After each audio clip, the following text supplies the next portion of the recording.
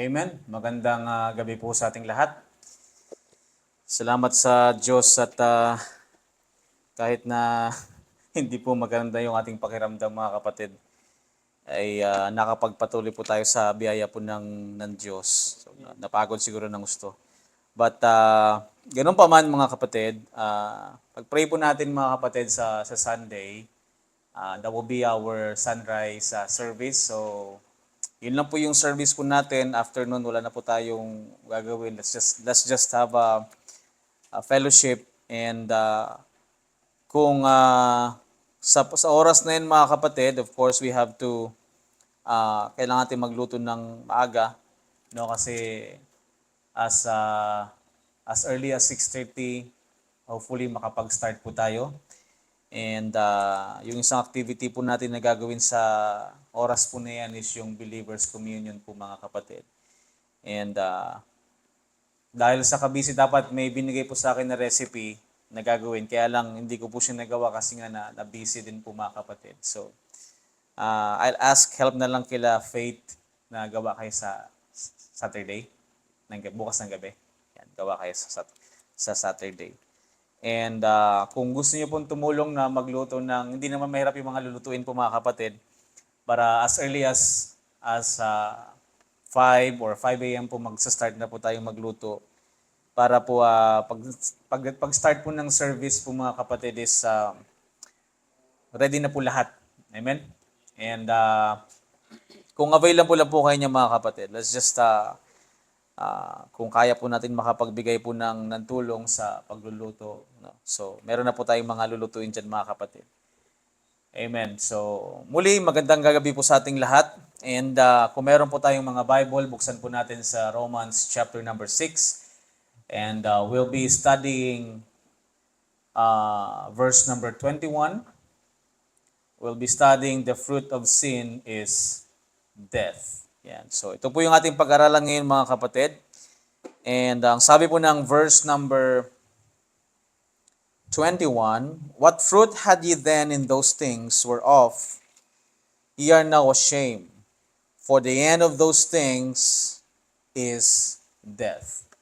So tayo po yung manalangin. Dakilang Diyos na makapangyarihan sa lahat. Salamat Panginoon sa gabi pong ito na pinagkaloob niyo po sa bawat isa sa amin, Panginoon. Salamat, Panginoon, sa inyo pong kabutihan sa amin. Salamat, O Diyos, sa inyo pong biyaya, Panginoon, na kami po ay nakapagpapatuloy, Panginoon, sa kabila, Panginoon, ng mga bagay na amin pong pinagkakabisihan, anong mga bagay na dapat sana namin gawin. But Lord, I praise you, Panginoon, dahil sa mga kasama po namin ngayon na nandito po sila at pinili po nila, Panginoon, na makasama po dito sa prayer meeting and Bible study, O God.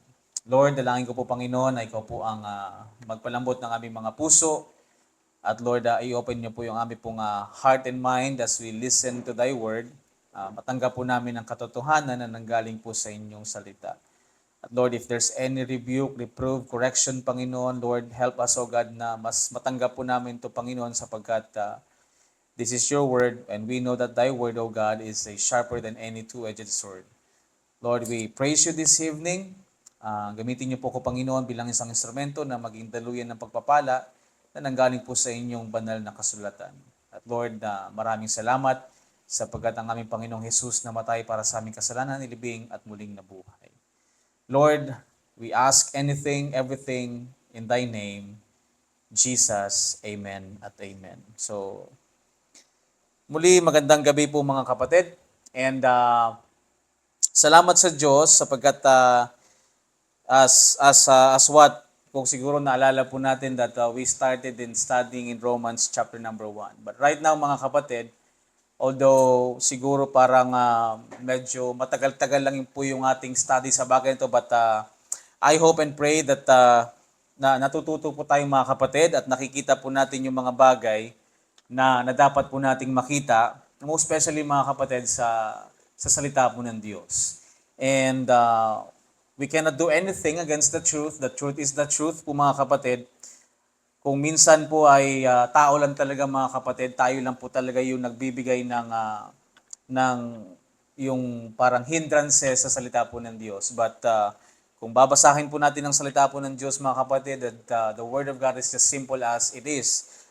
Kumbaga, kung talagang open po yung ating heart sa pakikinig, then we will understand it and we will accept it as the Word of God. No? So imagine mga kapatid, we are studying way back, hindi ko na po maalala kung kailan po tayo nagsimula ng Romans chapter number 1. And ngayon po mga kapatid is we're about to end no sa Romans chapter number 6. And if you can remember mga kapatid, ito pong Romans chapter number 6 na he is talking about the sin and the old man. On chapter number, although also mga kapatid na dito rin po kinakausap tayo or binibigyan tayong ng mga warnings, instructions regarding of ating pong buhay bilang isang Kristiyano. And the verse 7 and 8 po mga kapatid, it will continue to talk about tayo po bilang isang mga Kristiyano po mga kapatid. So it is wonderful to study the book of Romans kasi mga kapatid, it is a package to us. No? Nag-start tayo ng kung ano po yung tao at ano po yung bagay na kailangan ng tao, na may mga bagay na ginagawa po yung tao, but then makita natin that salvation is not of men. It is of the Lord Jesus Christ who died on the cross for sins, was buried and rose again. Now, this evening po mga kapatid, we will be focusing more about sin. Now, makita natin that the fruit of sin is death. What fruit had ye then in those things whereof we are now ashamed? So pag sinabing ye are now ashamed po mga kapatid, meaning yung fruit po na meron tayo at ashamed ka sa bagay niyan, meaning ang buhay po natin is nandun po tayo sa kasalanan. Because sin will always give us shame. Remember when, noong panahon po ni Adam, nung nagkasala siya sa Panginoon, proud ba siya sa ginawa niya? Hindi, di ba? Ano pong ginawa ni Adam nung panahon na nagkasala siya mga kapatid? Tumago po sila. No? So mga kapatid, sin will always give us pleasure in the flesh. Tandaan po natin yan mga kapatid. If Paul gave us a warning regarding of the spirit and the flesh po mga kapatid, yung kasalanan po, hindi po yan nape-please yung spiritual na buhay po natin mga kapatid, but yung flesh po mga kapatid natin. Now, kung i-feed po natin mga kapatid yung atin pong alaman ng kasalanan po mga kapatid, we may not understand the Word of God or hindi po makakilos ang banal na spirito po sa atin. It is kasi magigrieve po siya mga kapatid. And alam po natin, we all know mga kapatid, na yung kasalanan po is very enticing. No, kumbaga kung hindi po natin alam at wala po tayong alam sa salita po ng Diyos, pag na-entice na po tayo niya mga kapatid, pwede ka pong mahulog. Pwede tayong mahulog sa kasalanan. And this, kapag binigyan natin ng approval or ginawa po natin yung kasalanan, later on po mga kapatid, may isip mo na parang nakakapag-enjoy naman pala. So parang mag-i-enjoy ka dito sa kasalanan na to. And ang feeling ng isang Kristiyano na nasa kasalanan po mga kapatid is, feeling niya parang it is enriching. Parang nakakapagbigay po sa kanya ng bagay na dapat yun dapat. Kaya lang mga kapatid, at the end of that is shame. At the end of that is death. So mga kapatid, ang kasalanan po is hindi po siya naging mabuti sa buhay ng tao. Amen?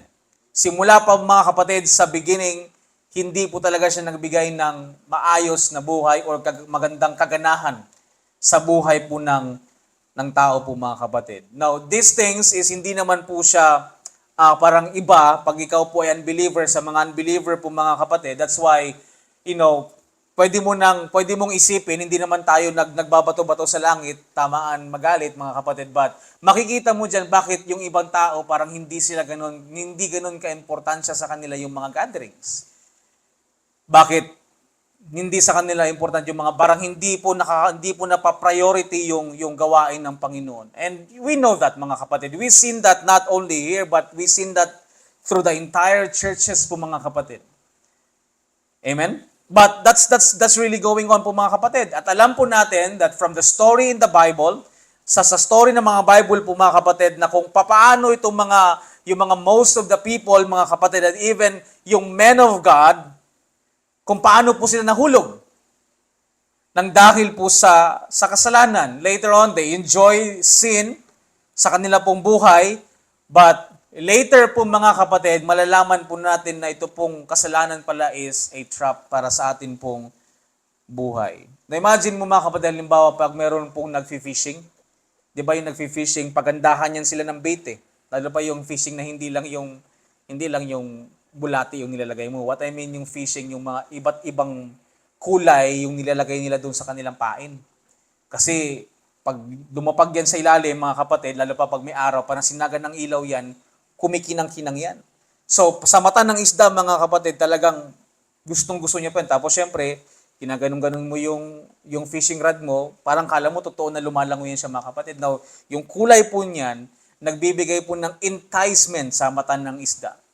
But later that they know na, siyempre, ang tingin nila, siyempre, predator, kakainin yung maliit, iisipin nila na masarap ito, okay ito. Kaya lang, makikita mo na yung lumalangoy-langoy na inapain, hindi naman yung totoo. Tapos pag nahook na sila mga kapatid, ano pong mangyayari sa kanila? They've been caught up. It's a trap. Now, yung iniisip nila na masarap, na malasa, na good to their eyes, syempre sa una, hesitant, pero later on po mga kapatid, they will take it and they will bite it po mga kapatid. Now, the moment mga kapatid na nakagat na nila yung bait o yung pain mga kapatid, doon na nila marirealize na trap lang pala to, hindi pala ito totoo. So, ganun po mga kapatid yung buhay natin bilang isang Kristiyano. The world can offer us different things. Mga bagay na ganito, mga bagay na ganyan, na tingin natin mga kapatid na ito po yung parang makakatulong sa atin, makakabigay po sa atin ng lakas, magbibigay sa atin ng yaman, but mga kapatid, it is a trap. Tandaan po natin mga kapatid, the moment we get saved, we have to understand what is the will of God in our life. Kaya minsan mga kapatid, parang nangyayari po sa mga Kristiyano na parang hindi sila nagiging successful sa buhay nila. Baka kasi mga kapatid, na-entice sila ng world, ang akala nila ito yung kalooban ng Panginoon, but later on, na-fall sila sa bagay po na yan mga kapatid, so it's a trap. Nahulog pala sa bagay na hindi naman pala kalooban ng Panginoon. So ang katotohanan niya mga kapatid is that kahit gaano kaganda at sa tingin ng tao na gaano kaganda itong kasalanan nito mga kapatid, if it is sin, it is sin.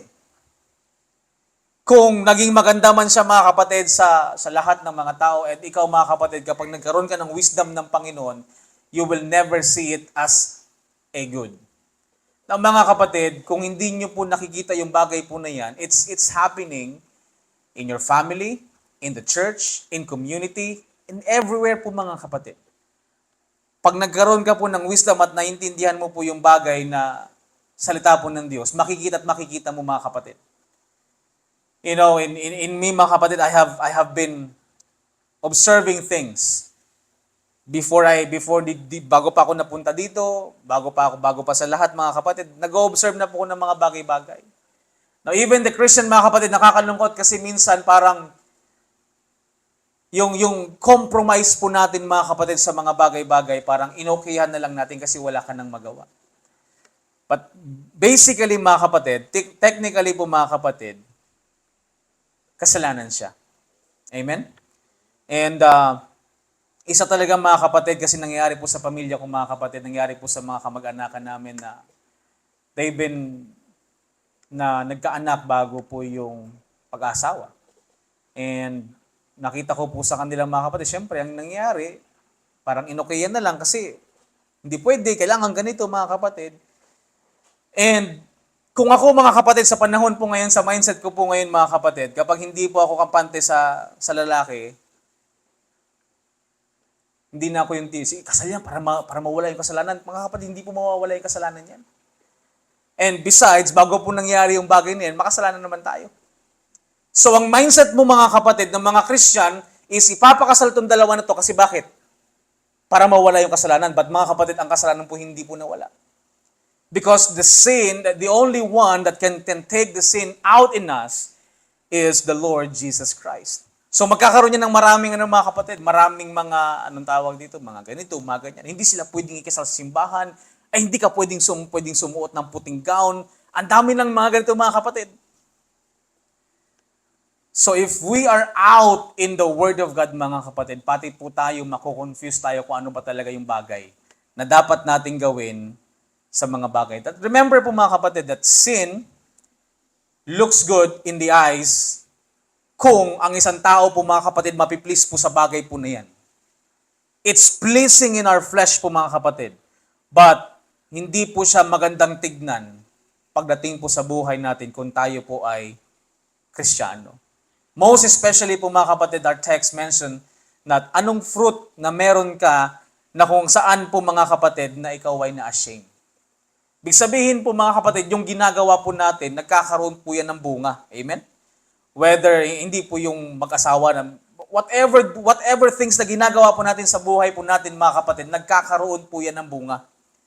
So it depends mga kapatid kung yung bunga na meron tayo is you're going to be ashamed. Kasi mga kapatid, yung bagay po na ginawa po natin is, yung end nun is death. Amen? Now, look at with me in Proverbs chapter number 10, verse number 29. Proverbs 10, verse number 29 po mga kapatid. Yeah. So, basahin ko na lang dito.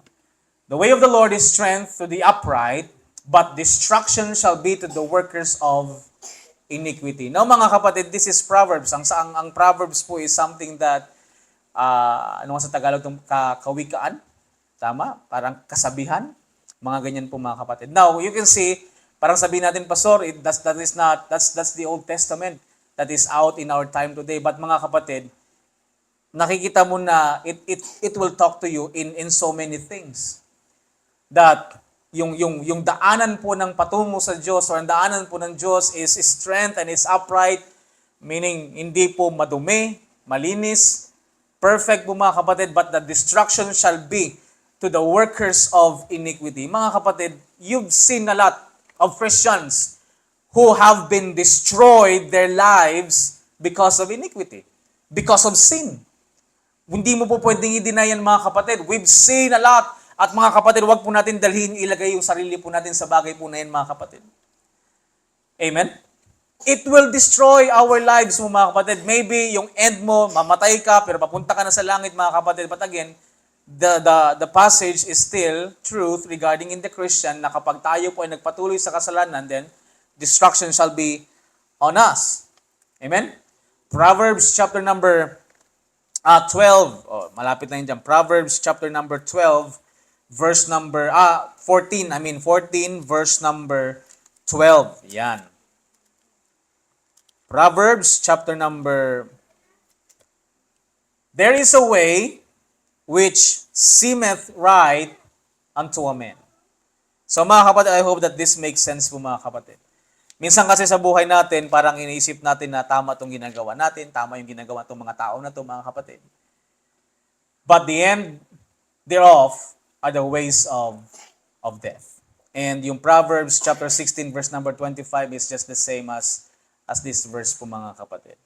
Now, tayo po bilang isang Kristiyano mga kapatid, minsan, pagka hindi po natin tinitignan kung kalooban ba ng Panginoon yung bagay na to at pinipilit po natin yung isang bagay po mga kapatid, na which is tingin natin tama.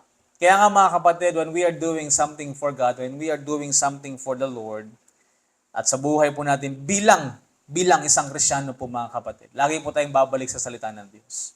Titignan po natin mga kapatid kung ito bang sinasabi ng salita ng Diyos is okay po ba sa atin bilang isang mananampalataya o bilang isang Kristiyano. Amen? Kasi mga kapatid, kung hindi po natin makikita mga kapatid, yung lakad po natin, yung buhay po natin bilang isang Kristiyano po mga kapatid is anong fruit na magkakaroon yan mga kapatid? Amen? And that is why mga kapatid, the Word of God is very important in our life. Kasi dyan mo makikita mga kapatid kung yung ginagawa po ba natin is nasa kalooban ba ng Panginoon o wala. Kung yung buhay po ba natin bilang isang Kristiyano is nagbibigay ba ng glory sa Panginoon o hindi. Na mga kapatid, even ako, I don't like to judge anyone, but you can see it if kung ano po yung buhay natin bilang isang Kristiyano mga kapatid, kung kung yung buhay po ba natin is nakapagbibigay ba ng glory sa Panginoon. Amen? Kasi mga kapatid, syempre, Friday nandito tayo, Saturday ng gabi nandito tayo, and then Sunday nandito po tayo. So most especially, yung takbo ng buhay po natin ng ganyan mga kapatid, syempre, nagbibigay ka ng glory sa Panginoon. Amen? But what about the other days po mga kapatid? Does our lives giving glory to God whenever tapos na tayo dito, nandun na tayo sa Monday, sa Tuesday, sa Wednesday. At mind you mga kapatid, wherever we go, kung ano man yung ginagawa natin mga kapatid, makapagbibigay ka palagi ng glory sa Panginoon. Nakadepende po yan sa atin pong buhay po mga kapatid. Now, if our lives po mga kapatid, yung buhay po natin, kung tayo po ay nagpapatuloy sa kasalanan mga kapatid, basically, hindi po tayo nagbibigay ng glory sa Panginoon. At makikita po natin yan mga kapatid. You are Christians, you are in your school. You are in your job. Nandito po tayo sa mga lugar po na ito, nakikita po natin itong mga taong ito mga kapatid na hindi po nag-a-attend ng church, na wala po silang wisdom regarding of sin. Na ginagawa nila yung bagay niyan because they just used to it. Ginagawa nila kasi wala silang pakialam kung kasalanan ba yan, kung tama ba yan o mali. Although some, meron silang iniisip yung tama at mali. Pero mga kapatid, when it comes to sin, kumbaga yung kasalanan is very normal lang po yan sa kanila, but not in the Christian. Amen? Hindi po dapat normal sa atin mga kapatid. Kung dumarating sa punto ng buhay mo na parang wala ka nang pakialam po, halimbawa nakagawa tayo ng kasalanan, parang wala ka nang pakialam po mga kapatid, then examine yourselves whether be in the faith. Ang katotohanan po mga kapatid sa atin pong sa kasalanan po mga kapatid, ang katotohanan po sa kasalanan ay ito po ay magbibigay po ng shame sa tao. And not only to shame sa tao po mga kapatid, but also sa mga sa Kristiyano po mga kapatid. At makita natin mga kapatid kung kaano kadaming mga buhay ng tao na sinira po ng kasalanan. Amen? Generally po mga kapatid, kung paano po namuhay yung tao sa kasalanan po mga kapatid. Relationship, generation is affected po mga kapatid sa pagpili po ng kasalanan. Now, mga kapatid, i-consider po natin yung mga tao sa palibot po natin. Makita naman natin mga kapatid, tingnan mo na lang yung mga buhay ng mga artista. Kumbaga parang sa kanila, ganun lang kabilis magpalit ng partner. Parang makikita mo, si ganito na sila. Tapos later on, ganun kadali. Anal, ganito, ganyan. Hanap na naman ng iba mo mga kapatid. Tapos, sino yung kawawa? Yung anak. Tapos ngayon, nauuso yung mga bagay na co-parenting. Amen? Now mga kapatid, makikita po natin kung gaano po kadami ang winasak na relationship ng kasalanan. Kasi mga kapatid, if you are in mga young people, makinig kayo, kapag dumating sa punto ng buhay na pumili na kayo ng asawa at mga partner nyo sa buhay, panindigan nyo po yan. Amen? Iwasan po natin na sa mga lalaki, maghahanap ka ng kasi, kita mo, hindi na maganda si Mrs., hanap ka na ng iba. It's not like that po mga kapatid. You know, it's nakakalungkot po mga kapatid yung mga bagay na nangyayari kasi even pastors are with these things that nadali po sila ng kasalanan po mga kapatid that the home was broke because of sin.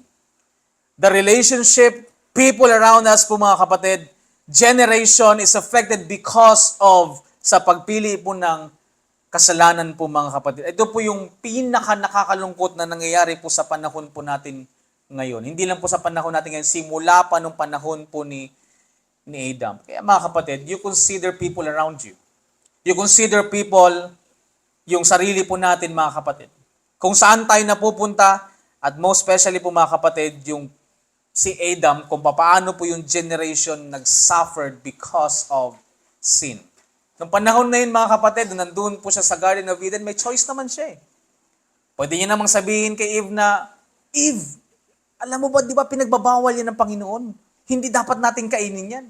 So imagine mga kapatid, kung medyo malikot lang yung ating utak, paano kung hindi kinain ni Adam yung fruit?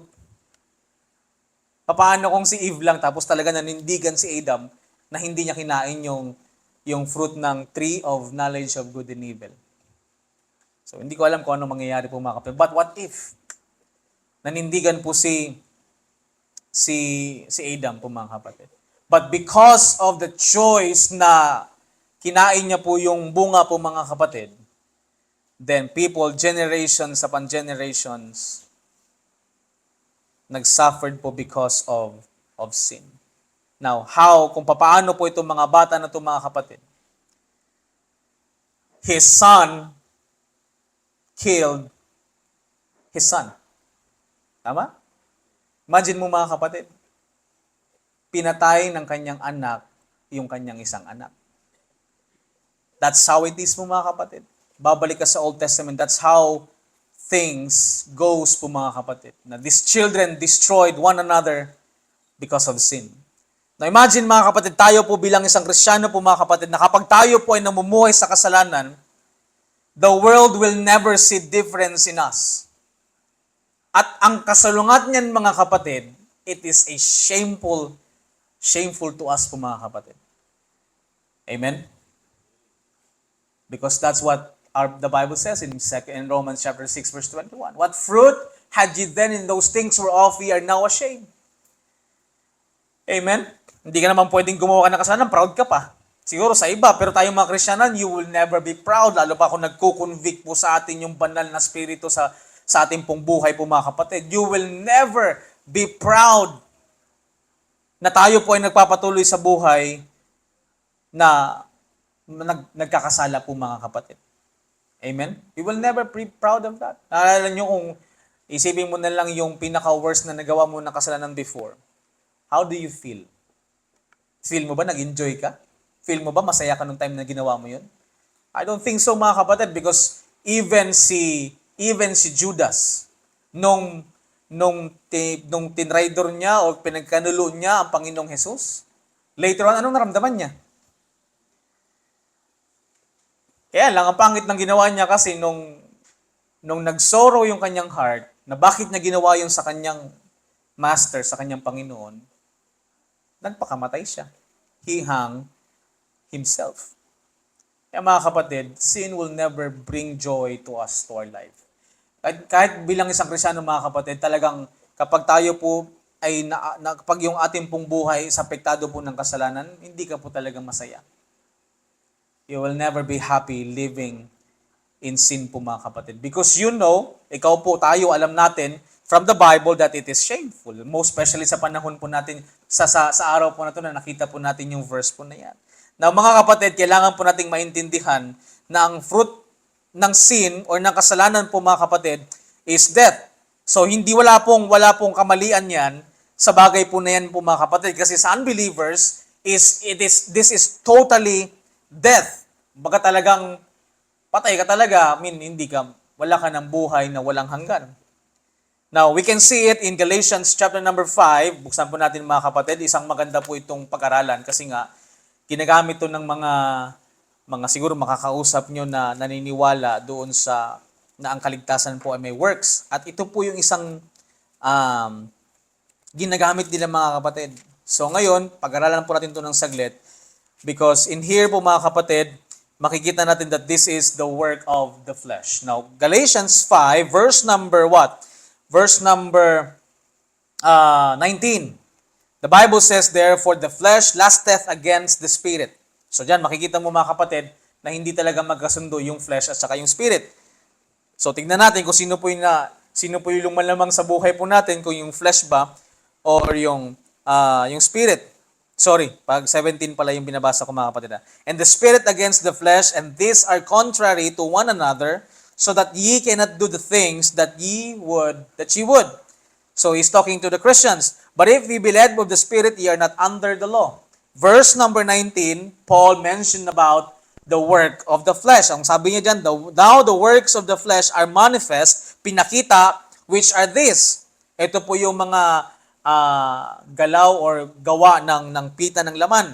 Adultery, fornication, uncleanness, lasciviousness, idolatry, witchcraft, hatred, variance, emulations, wrath, strife, seditions, heresies, inveighings, murders, drunkenness, revellings, and such like, of the which I tell you before, as I have also told you in time past, that they which do such things shall not inherit the kingdom of God. So mga kapatid, ang sabi niya, kung ginagawa natin to, hindi po natin mai-inherit yung kingdom ng Panginoon. Now, para hindi tayo malito dyan mga kapatid, kasi isipin natin, oh, pastor, ganun pala yun.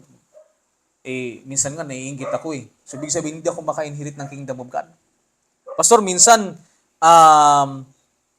sa buhay ko, gusto ko mang iwasan, pero nalasing pa man ako, pastor. So, ibig sabihin, pastor, hindi na ba ako makakapunta na ng langit? Minsan, pastor, nagkaroon ako ng strife sa kasama ko. Minsan, pastor, heresy yung tinuturo yung nasasabi ko sa tao. Tsaka minsan, pastor, pumunta ben ako sa mambabarang. Kasi galit na galit ako dun sa tao na yun, pastor. Gusto ko siyang ibarang para mamatay. Now, ang question yan ba is, hindi ka na ba makapag-inherit ng kingdom of God? Now, mga kapatid, let's go on 1 Corinthians chapter number 15, verse number 50. Yan. So, tignan natin dito mga kapatid, kung ano din sinabi ni Apostle Pablo sa verse po na to. Now, this I say, brethren. Brethren, mga kapatiran. Sabi niya, flesh and blood cannot inherit the kingdom of God, neither corruption inherit incorruption. So that is why po mga kapatid, nung tayo po ay naligtas, nagkaroon po ng spiritual circumcision. Meaning, hiniwalay yung body of flesh sa ating soul.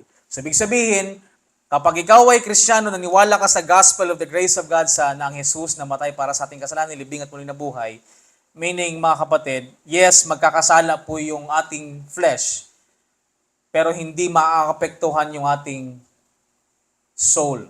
Because the soul is already been redeemed by the blood of the Lord Jesus Christ. Amen. Now, sinabi niya rito, yung flesh and blood cannot inherit the kingdom of God. Why po mga kapatid? Because this flesh, this will not inherit the kingdom of God. Hindi po yan papasok doon sa langit, most especially sa ating blood. Kaya nga mga kapatid, nangailangan po tayo ng dugo ng Panginoong Hesus eh. Kasi yung blood natin, hindi pwede pang bayad sa ating kasalanan. Amen? So that's why the blood of Christ cleanses us from all our sin. Kaya mga kapatid, yung context po ng chapter na yan at the end, di ba sabi niya, I show you a mystery. Verse 51, Chay. I show you, behold, I show you a mystery, we shall not sleep, hindi po natutulog, kundi patay, but we shall all be changed. So magkakaroon po ng babaguhin po tayo mga kapatid. Ano pong sabi dyan? Verse number 52. In a moment, in a twinkling of an eye, at the last trump, for the trumpet shall sound, and the dead shall be raised incorruptible. So meaning po mga kapatid, di ba sabi doon kanina sa 50, yung corruption must put on, yung corruption dapat naging incorruption. So ito na po siya mga kapatid. The dead shall be raised incorruptible, and we shall all be changed. Next verse. Ang sabi niya dyan, for this corruptible must put on incorruption, and this mortal, ito po tayo po ngayon, mortal pa po tayo, must put on immortality, meaning yung buhay na walang hanggan. Amen? Pag nandun na po yan mga kapatid. Kaya nga mga kapatid, pag po natin gawing mindset na, oh, yun na pala, ligtas na pala ako, so okay lang na magpatuloy ako sa kasalanan. So mga kapatid, nasa sayo man yan. But again, the Bible tells us in Romans 6:21, it is shame to us. And the end is death. Amen? But mga kapatid, go back dun sa verse, pakibalik dun sa ating verse kanina, sa 1 Corinthians 15, verse number 52. Yan. 53. 54. Yeah. So when this corruptible shall have put on incorruption, and this mortal shall have put on immortality, then shall be brought to pass the saying that is written, death is swallowed up in victory. Now, yung sinabi po dun sa Galatians po mga kapatid, that is the work of the flesh. Kung yung tao po na ito mga kapatid, hindi po siya naniwala sa gospel na binigay ni Apostol Pablo po mga kapatid sa kanya, sa atin, na hindi natin pinaniwalaan yung bagay po na yun mga kapatid, then ano po mangyayari sa atin? Hindi ka ligtas. Meaning, yung ginagawa po niyan, hindi po talaga makakapag-inherit ng kingdom of God itong mga hindi po naniwala sa gospel of the grace of God. Amen? So doon mga kapatid, pinakita ni Apostol Pablo na yung mga bagay po na yan, siyempre, basically, hindi naman binago yung ating katawan, nandyan pa din. Minsan nagagawa pa natin yan, di ba? Hindi ka ba naiinggit minsan? Amen? Hindi ba, wala ba talagang pumasok sa puso natin na nagkaroon po tayo ng strifes or envy? Or parang, sigurado ka ba na wala kang pinatay sa isipan mo? Amen? So mga kapatid, these things are, kasi nga nasa flesh po tayo mga kapatid. Now, the verse, bakit po tayo nag-aaral po ng Romans po mga kapatid? So that we will know how to control ourselves and na malaman po natin na hindi po tayo dapat magpatuloy sa kasalanan. Amen? That's the wonderful thing po mga kapatid sa Bible because it gives us something na makikita po natin mga kapatid. 1 Corinthians chapter number 6 verse 9 to 11. 1 Corinthians chapter number 6 verses 9 hanggang verse number 11 po mga kapatid. Ang sabi po ng Bible dyan mga kapatid, know ye not that the unrighteous shall not inherit the kingdom of God. So mga kapatid, makikita mo na hindi po pwedeng mag-contradict yung binabanggit ni Apostle Paul. So kailangan yan mag-smooth po yan lahat at hindi po dapat yan magko-contradict, maglalaban-laban. Now, sinasabi niya nito mga kapatid, the unrighteous shall not inherit the kingdom of God. Now, remember when we got saved, we receive what? The righteousness of the Lord Jesus Christ. Amen? That's the wonderful thing to do na nangyari po sa buhay po natin mga kapatid. It's a wonderful thing na nangyari po sa buhay natin. Ang sabi niya, be not deceived, neither fornicators, nor idolaters, nor idolaters, nor adulterers, nor effeminate, nor abusers of themselves with mankind, nor thieves, nor covetous, nor drunkards, nor revilers, nor extortioners shall inherit the kingdom of God. And such were some of you. Some of you. Sabi niya dyan, but ye are washed. Kailan ka na wash? But ye are sanctified. But ye are justified in the name of the Lord Jesus and by the Spirit of God. Amen?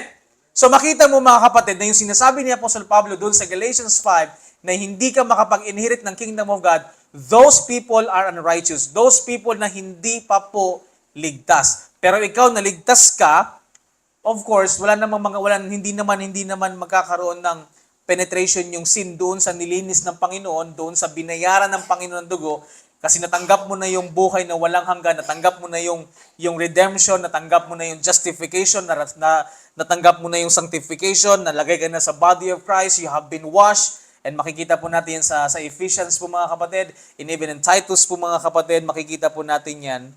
So mga kapatid, these are people who are unrighteous na hindi pa po na-impute yung righteousness ng Panginoong Jesus sa kanilang buhay sa atin po mga kapatid. That is why they will never inherit the kingdom of God.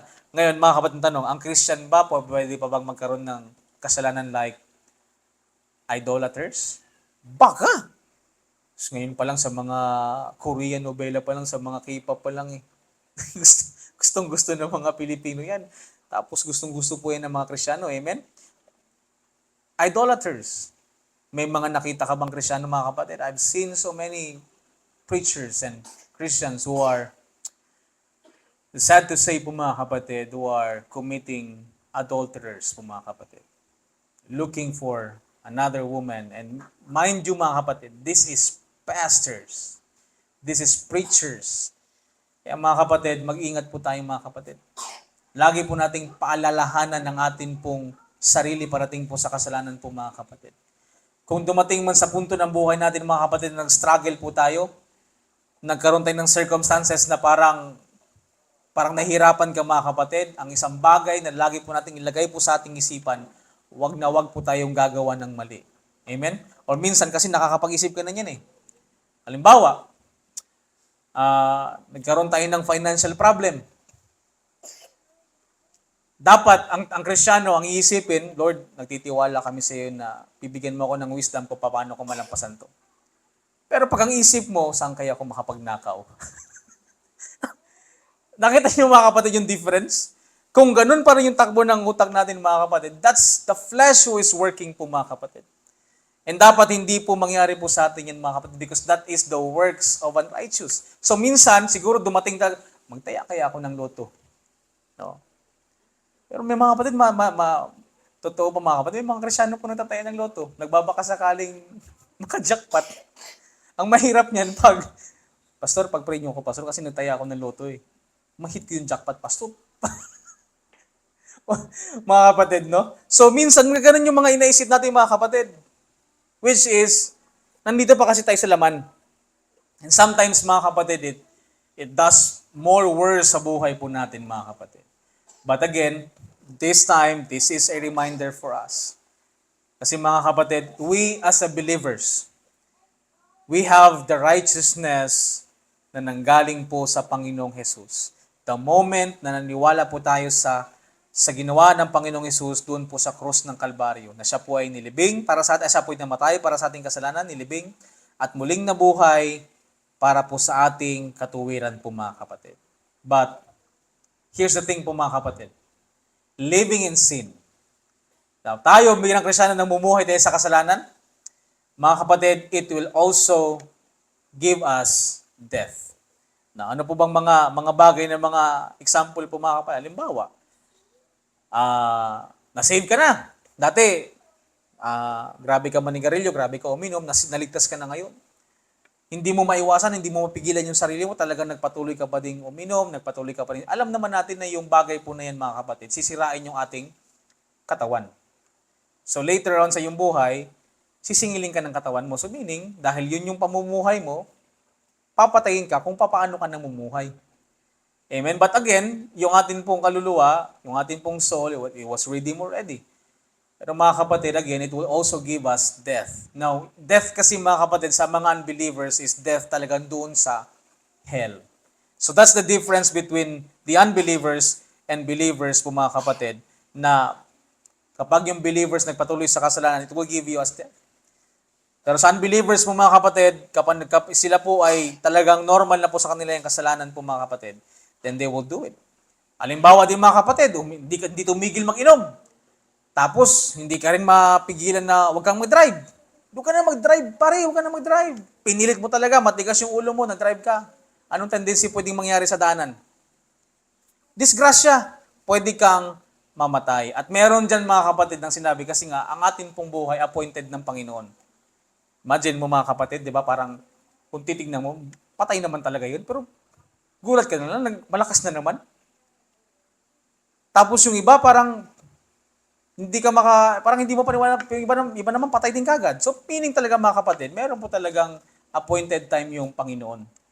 Kaya lang may binanggit po siya sa Ecclesiastes po mga kapatid, na bakit ako, uunahan ko yung time na meron ako. Paano mo uunahan yan mga kapatid?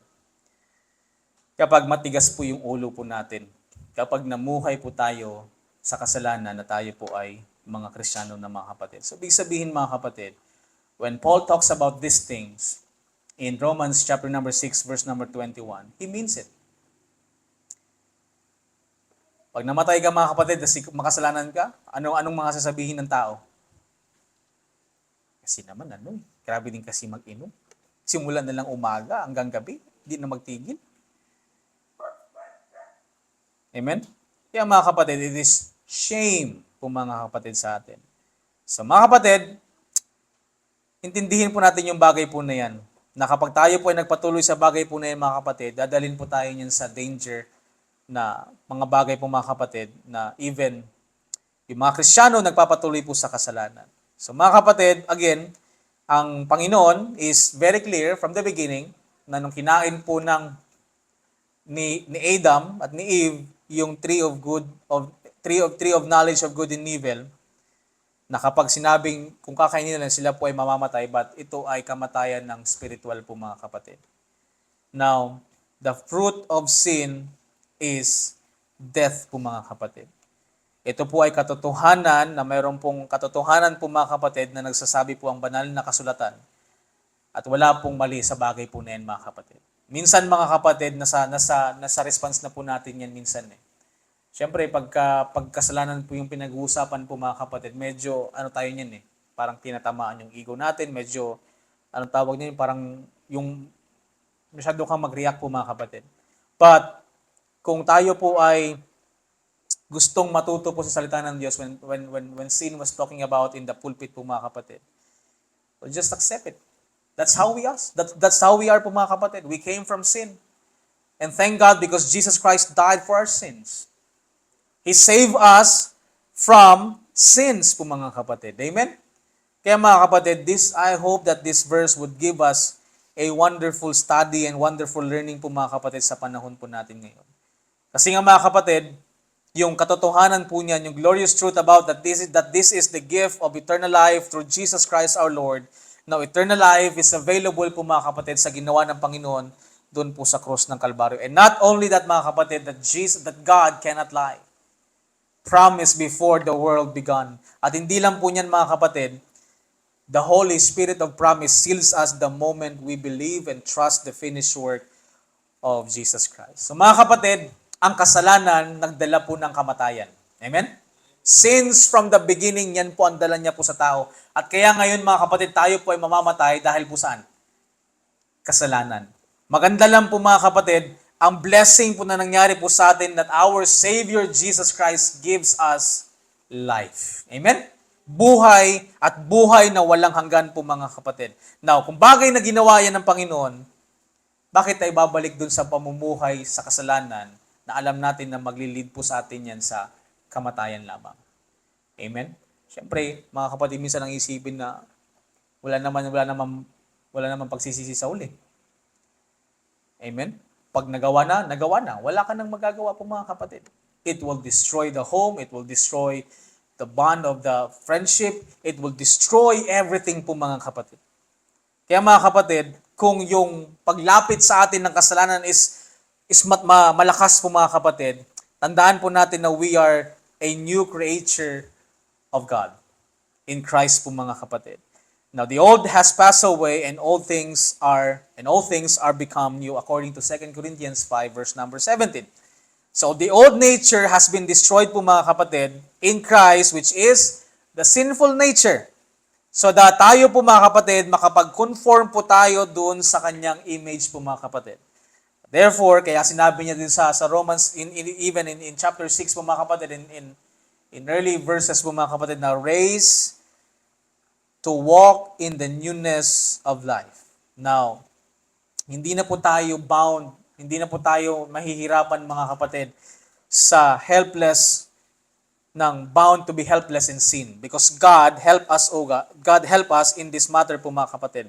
Kaya tayo bilang isang Kristiyano, you have always a choice whether you live in sin or you wanted to live in right, as the grace of God teaches us na denying ungodliness and worldly lust, mga kapatid. So mga kapatid, let us reckon ourselves dead unto sin and remember that we are alive unto God. Kaya mga kapatid, huwag po nating hayaan na yung kasalanan yung mag-reign po sa ating mortal bodies. Amen? Lagi po tayo dapat maging malakas na pigilan yung mga bagay na yan, mga kapatid. Hindi mo pwedeng sabihin na lumayo ka sa akin, temptasyon. Hindi po yan ganun, mga kapatid. Hindi po yan lalayo. Ikaw talaga yung mga kapatid ang kailangan mong bigay ng boundaries regarding of that matter po, mga kapatid. You have to put boundaries na yung kasalanan dapat hindi po sakupin ng atin pong buhay po, mga kapatid. But mga kapatid, let us use ourselves to God as an instrument to righteousness. Amen? And that's the wonderful thing to do, mga kapatid. Kasi mga kapatid, malamang parating ka sa labas, grabe naman itong na to, talagang hindi makabasag na, grabe naman, haba-haba ng palda na to, grabe naman. That's normal po mga kapatid. They will always judge you by that thing na kung ano po yung nakikita nila, parang feeling nila, hindi na kita ma-reach, kapatid. Hindi na kita ma-reach kasi parang napaka-banal mo na dyan. Alam niyo po kung bakit ganyan po yung sinasabi nila the moment na nakikita kang pumapasok sa church, nakikita niyang faithful ka sa church, nakikita niyang okay yung family niyo, it is because po mga kapatid that they cannot do that. So, kailangan, ang gagawin na lang nila mga kapatid, i-criticize ka at kapag nadala ka sa bagay na yan, at hinayaan mo madala ka ng bagay na yan sa iyong buhay po mga kapatid, remember, in your school, kung gaano kadami ang magkukutya sa iyo mga kapatid sa buhay mo bilang isang Kristiyano. Sa school, may mamimit ka mga atheist, mga taong hindi naniniwala sa Panginoon. Mga mamimit ka dyan na, lalo pa sila Faith, pa-college na yan, mamimit ka dyan na yung Bible mo, myth lang yan. Alam niyo po yung myth? Story lang yan, hindi yan totoo. So magpapapekto ka ba sa mga ganung bagay, mga kapatid? Hindi po, mga kapatid. Kailangan mong itayo kung anong alam mong tama na sinabi po ng salita ng Diyos. At kapag niyayaya ka nila, mga kapatid, sa mga unfruitful works of darkness, mga kapatid, learn to say no. Learn to stand up with no po, mga kapatid. Kasi nga hindi mo alam, later on, sisirain niya yung buhay mo bilang isang Kristiyano. Anong sasabihin sa iyo? Ay, okay lang yan. Nakaraan nga, nakasama namin yan sa Tikibat. Siya pa ngayon ang una dun sa gulo. O, paano mo ngayon yan, mga kapatid? Amen? So mga kapatid, yung atin pong testimony sa ating buhay is very important po yan. It's not that people will get saved by your testimony, but it's because you're a Christian. It's because the truth from the Word of God speaks loudly kahit, mga kapatid, na yung tao na bingin na po sa salita po ng Diyos. Kailangan po nating manatiling tumatayo sa katotohanan na sinasabi po ng banal na kasulatan. Amen? Kahit na feeling mo parang wala ka ng kaibigan, kahit feeling mo na parang lonely ka, hindi ka lonely, mga kapatid. We are here, your family. We are here as your guidance. Kaya minsan yung mga ibang mga young people takot sa pastor kasi pagagalitan. Hindi ka naman pagagalitan. Mas maganda pang maging honest ka sa iyong father, sa iyong mother, kaysa magtago-tago ka kasi it will never save you. It will never save you from kung ano po yung parating na sakuna sa buhay mo kung itatago-tago po natin yung mga bagay-bagay sa ating mga magulang, sa church, sa pastor po, mga kapatid. It will destroy your life. Believe you me, sa bagay po na yan, mga kapatid, mga young people. Mas maganda pang magsabi ka ng totoo kasi mabibigyan ka ng guidance. Tandaan po natin, na sabi ng Proverbs, in the multitudes of counsel, there is safety. So, hindi mo kailangan matakot na magsabi ng totoo. Hindi ka naman mamamatay pag sinabi mo yung totoo na nagkamali ka. At hindi rin tayo, mga kapatid, yung tipong may mga kwarto dyan. O, halimbawa, dyan ako sa loob, dito ka. Para hindi kita kilala. Pastor, I have done something wrong. Alam mo, tawag din parang ano ba tayo? Confession. Father, I have sinned. It's not like that, mga kapatid. You can always ask an advice to your parents who is attending church, who wanted for you na mamuhay ka ng tama dito sa mundo. For the pastor who is boldly teaching you about sin, mga kapatid, hindi ka niya ipapahamak. Hindi kayo papahamak ng magulang mo. Ngayon, mga kapatid, ang mindset po ng mga bata, hindi naman mag-agree sa akin si mama, si papa. Bahala siya dyan. Ay, hindi, ayaw man to ni pastor. Gawin ko na lang to. Pero mga kapatid, hindi. Because we are here because we know what's gonna be. Hindi yan pinanganak kahapon yung mga magulang po natin. Amen? Na walang alam yung mga tao. Mukha lang nakala mo walang alam. Amen?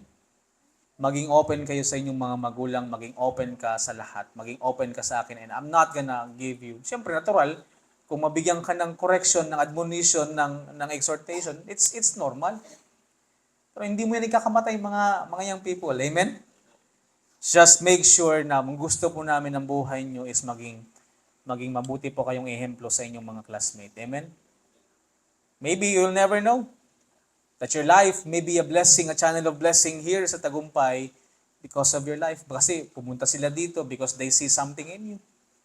Siguro dahil before, di sila naniniwala sa Panginoon, but nakita nila yung buhay mo. Nagtanong sila, pumunta dito sa church, nakinig, naligtas. Amen? And you see that. Wala ka naman dito dati. Ba't nandito ka ngayon? Amen? Amen. So mga kapatid, our life is very important. Our Christian life is very important. Huwag niyo po siyang gawin na parang mahulog ka lang sa kasalanan. And it will give you a shame. It will give you shame. And the end of that is death. Amen? Death of everything. Let us pray. Dakilang Diyos na makapangyarihan sa lahat. Salamat, Panginoon, sa gabing ito na pinagkaloob niyo po sa amin. Salamat, Panginoon, sa inyo pong salita na nagre-remind po sa amin, Panginoon, sa aming pong buhay.